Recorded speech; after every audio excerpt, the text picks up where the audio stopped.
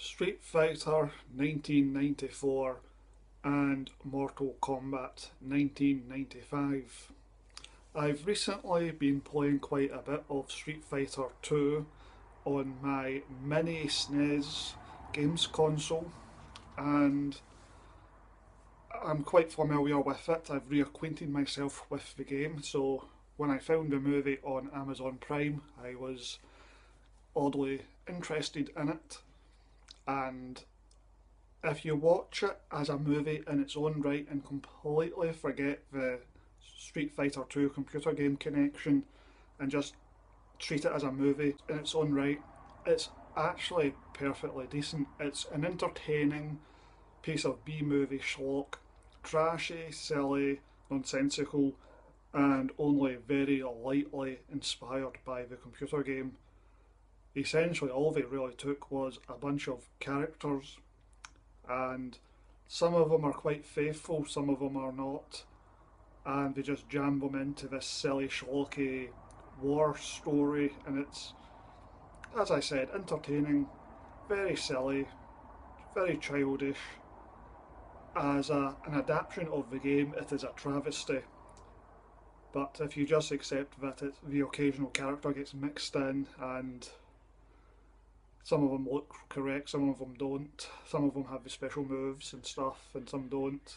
Basically, it's an entertaining piece of schlock, and Raul Julia really understands what he's doing and just has a big performance and chews the scenery and is given some good dialogue to work with, some good villainous over the top stuff, and he is really good. He really elevates the movie. Without him, I don't think the film would be half as entertaining as it is. I enjoyed it. Believe you me, it's terrible in many ways, and as an adaptation of the game, it is terrible. But in its own right, as a movie, it's actually an entertaining, silly nonsense, and I would give it 6 out of 10. Mortal Kombat.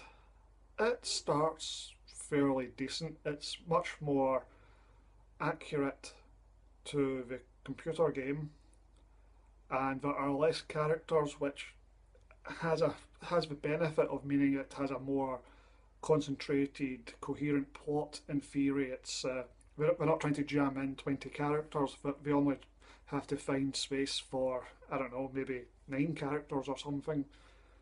So it's easier for them to come up with a coherent plot, at least to begin with. And it's okay. Again, as an adaptation of the computer game, it's not exactly a triumph, and it's fairly disappointing. It does waste characters. Scorpion and Sub-Zero, for example, are really just wasted. Although Street Fighter wastes a bunch of characters, like Dalsim, the Indian character, had stretchy arms and legs. He was, and yeah, he was just totally wasted in Street Fighter. But anyway, Mortal Kombat wastes a few characters, but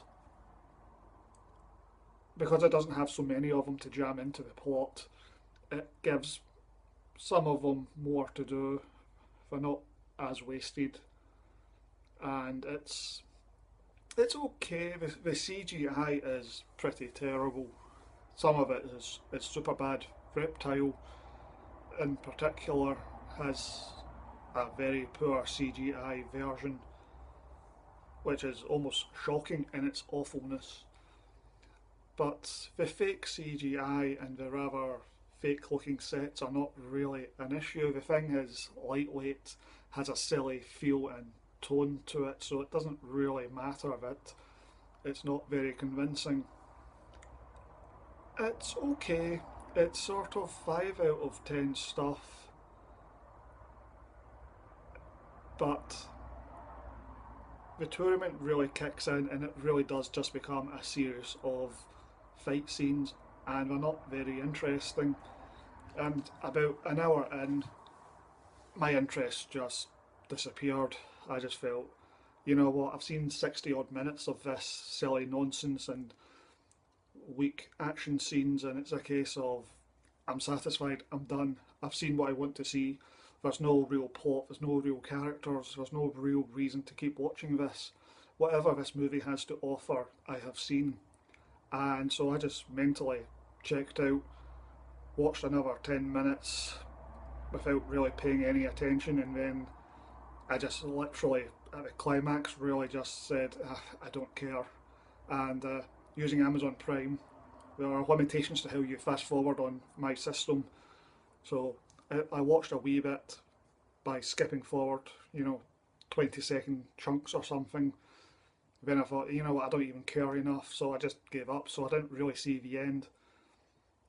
So it really fell apart. And the music in Mortal Kombat is terrible.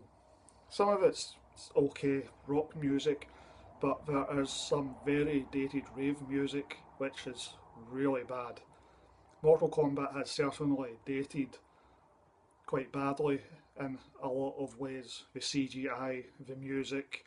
I also think the general stylistic aesthetic is maybe of its time.